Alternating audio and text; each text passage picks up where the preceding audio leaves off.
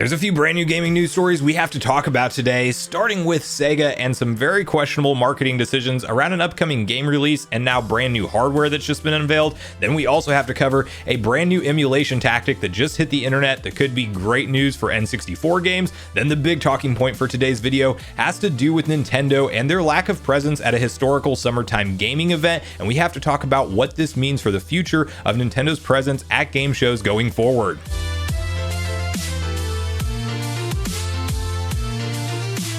What's up, Nation? If it's your first time on the channel, make sure you join Sunbro Nation by subscribing below, hit the like button on this video if you enjoy it today, and make sure you turn on your bell notification icon so you're kept up to date with all the newest gaming news. And as I mentioned, guys, we got a few different stories to unpack today, and we have to kick it off with a conversation around Sega with multiple different projects they are working on, two of which have caught my attention with some very interesting marketing decisions. And we have to kick it off briefly with a brand new mini console that was just unveiled from the company today. And you may remember we talked about previously on the channel that Sega would most likely be unveiling new hardware this week, and that announcement has now come. We also speculated upon if they wanted to have that large global impact like they claimed they wanted to have themselves with the next mini console, that it would make a ton of sense to do something like a Dreamcast Mini. And while that may be a little bit more pricey of a mini console, I would happily pay that if that is what we got. Well, we did not get a Dreamcast Mini. We instead got the Mega Drive Mini 2 or Genesis 2, and it essentially is a Genesis Mini, but it also will play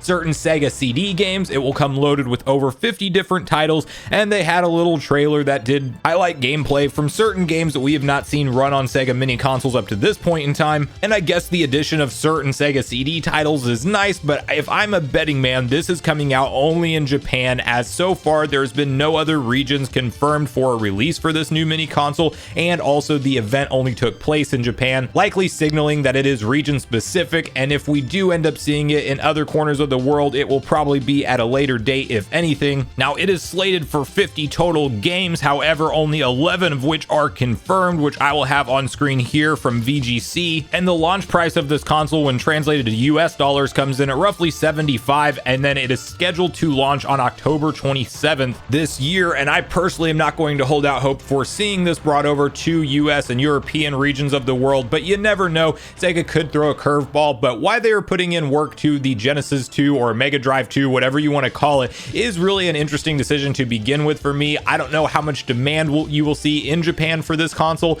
but Sega's just out here doing Sega things, similar to how Nintendo just kind of does their own thing, doesn't care what anybody else thinks, and sticks to their game plan. Sega does the same thing, except it seems to always not work out near as well in their favor, at least not in the eyes of fans that have been watching the company evolve over the years. And it definitely, you can question who is running Sega and who's making the decisions around their marketing team and why they are even pumping in money to certain projects. But hey, if you are someone who wants to pick up this console, I'm sure there will be ways to import it through major retailers and things like that, so definitely keep your eyes and ears open for that. Now, the part 2 to this Sega story today is more Sonic Frontiers gameplay footage. As you may remember, we've talked about numerous times on the channel that I am personally very pumped for Sonic Frontiers. This brief gameplay snippet that we saw originally released from IGN had me very hyped, as it showed some open world exploration, but also some quick snippets of combat that had me very intrigued. Then we got the first trailer of a 7-minute long gameplay trailer that featured Sonic traversing through the large open world,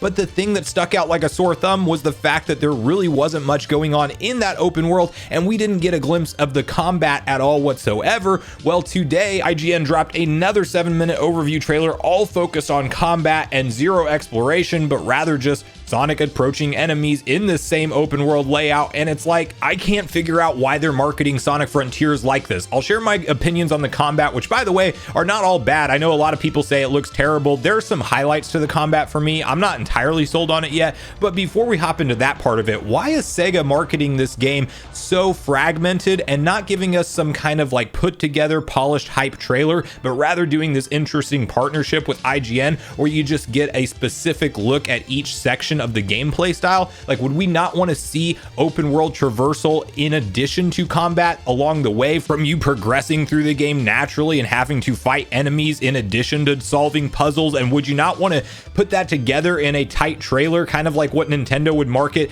a Zelda or Mario game for, where it does do a game overview, but you see hype snippets of gameplay all linked together? No, we are getting like a very small drip feed look at different gameplay sections totally separate from each other, and I just think that that is ultimately the wrong foot to lead forward with on this game, because it's sending two very different messages. Yesterday I was concerned that there wouldn't be enough to do in the world. Today it's like, yeah, the combat looks nice, but then where are these enemies at in the overworld? Because the trailer kept cutting to a different enemy at each point, and I have no clue how far Sonic had to travel to find the next one. Now, one thing I will say on the positive was the very last enemy they highlighted, which I guess you could consider a boss of the area because it was absolutely ginormous, had some really cool mechanics behind it, like the fact that it had rings that would come out. Some were red, some were blue, and if you went through the blue ones, you would actually fast travel up the enemy, shoot way into the air, and were able to lock on target and blast down and hit the enemy. That seemed like a really cool mechanic, in addition to the fact that that circle power up that we've seen Sonic use for certain puzzles up to this point, you can actually use around the leg of this giant enemy and knock that up and then attack it. So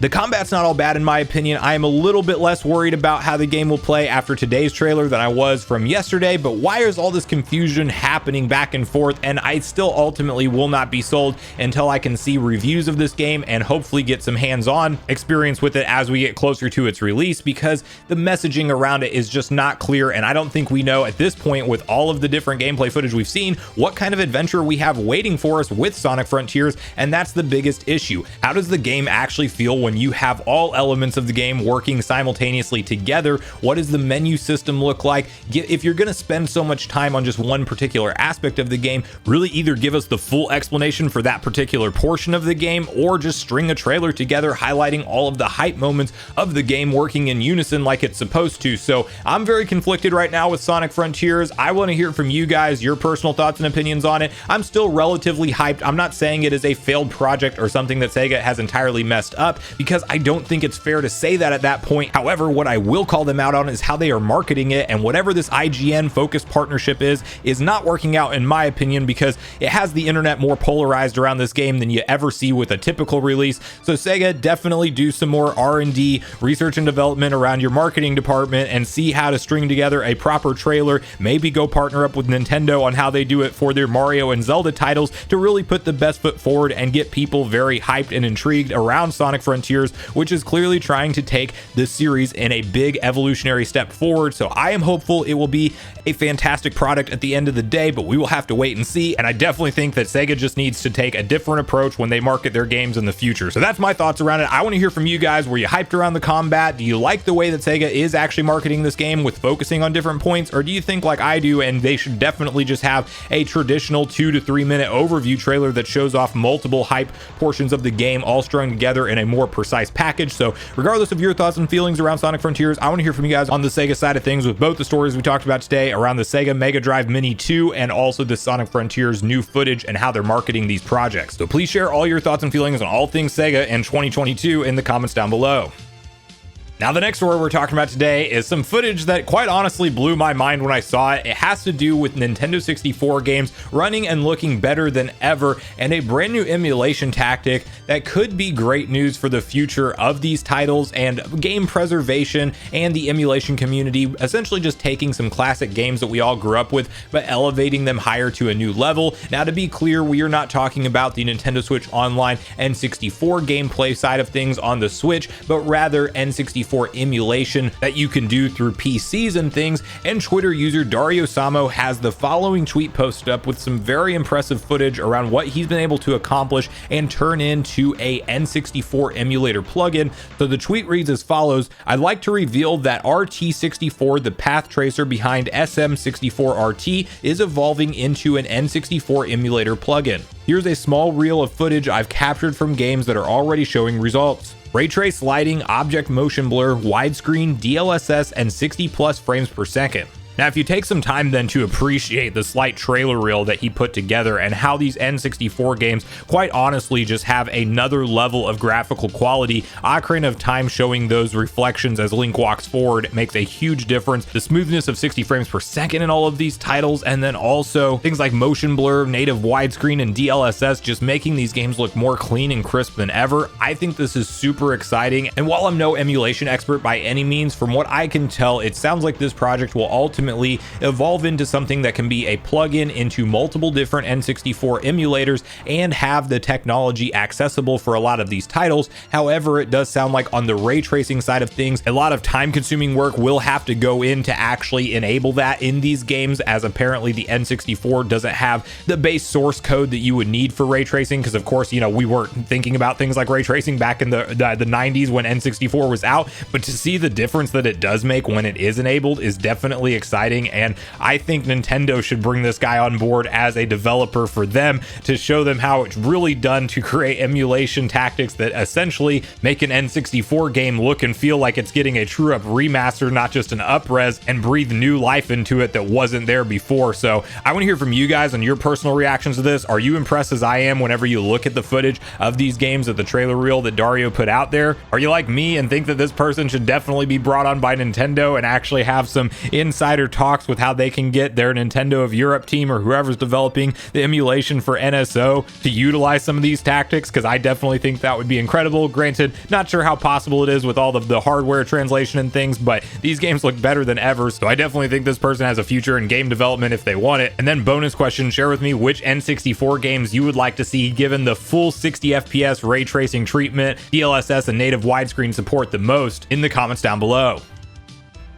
Now, the last story we're talking about today has to do with Nintendo officially confirming that they will not be participating in a summertime games conference that historically they have always had a very large presence at. That is Gamescom 2022, as we have an official statement from a Nintendo rep that has confirmed that they're not going to be a part of the event. It has been spotty performance from Gamescom since the pandemic, because clearly most gaming expos and large gatherings have been put on hold, and they are planned for their major comeback this year later in August. But Nintendo, however, will not be coming back to partner with them at all. And to read through exactly what's been said here, I do want to quickly hop over to Nintendo Everything, where they have the detailed article typed up. So let's quickly read through this together. Nintendo confirms it will be skipping Gamescom 2022. Before the pandemic, Nintendo had a pretty big presence at Gamescom, but it won't be involved with the show for 2022. The company had playable games, stage shows with news and announcements, and more in previous years. Unfortunately, though, that won't be the case for 2022.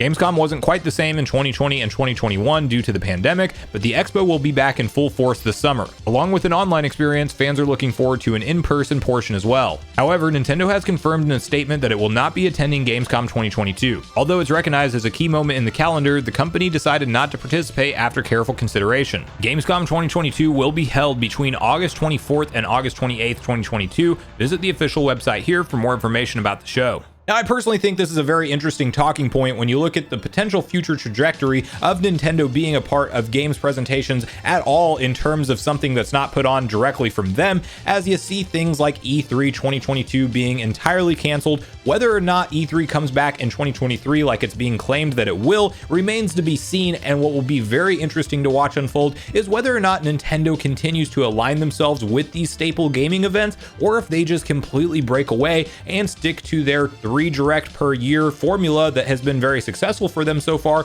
with an occasional mini direct or sometimes indie world presentation and or partner direct showcase. Like, are they just going to communicate straight to fans and not align themselves with any other gaming events? Because we see things like Summer Games Fest essentially trying to be an E3 replacement, and they have all of the major names at least in some way associated with the showcase, being Sony most recently yesterday with their State of Play having that Summer Games Fest branded logo in the top left corner. Whether or not that was really like a true up partnership, I don't know if you can call it that or not, or if that's just Jeff Keighley paying them a little bit of money to advertise the name in the corner, but regardless, it's still an official partner in some sense. And then besides Sony, we know to expect over 30 major different publishers and developers that will be a part of the Summer Games Fest event presentation itself. So Nintendo is of course missing from that list, and I do think it'll be interesting to see how they align themselves with major established events going forward, as we're seeing them a part of less and less now with this official Gamescom 2022 announcement. Regardless though, for us Nintendo fans at the end of the day, while I do love to see Nintendo live and local at certain in-person events as we see them start to come back in the future years,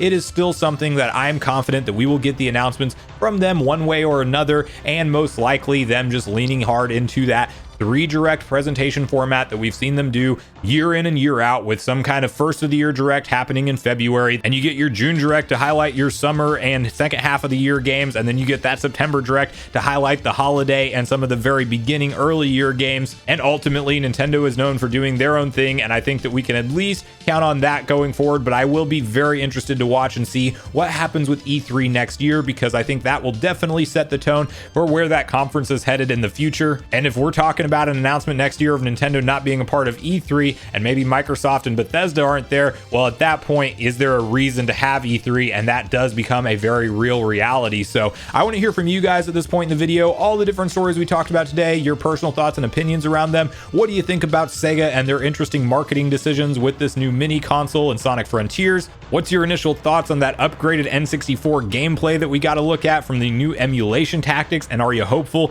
that maybe one day we ever see anything like that brought to Nintendo Switch Online style gameplay?